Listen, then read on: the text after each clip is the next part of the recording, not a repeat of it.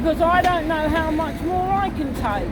His brothers, his sisters, I don't care now because I'm 66. What does it make difference to me? Somebody might listen, maybe my death might help. I can't do anything, you're powerless.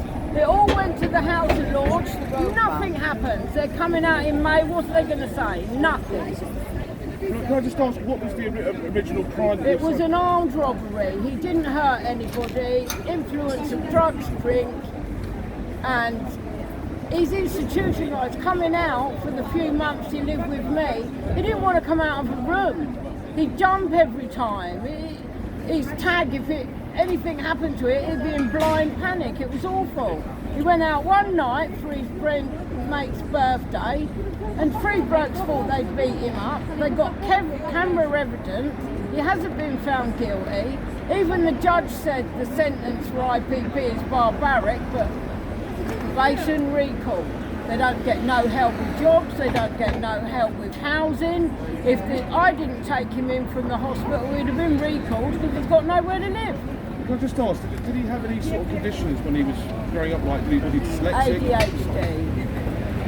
And they don't, and now they're saying, oh, he's dual personality. What do they expect? Putting somebody in a room, a box, 23 hours a day, vegetating. It's inhuman. What do they do? How do they think they're mental? On one visit, he was talking to an invisible bull called Freddie, because they'd had him down the block. They fractured his elbow, the prison officers. They wouldn't take him to hospital. He jumped on the netting. They said he was lying about his broken arm.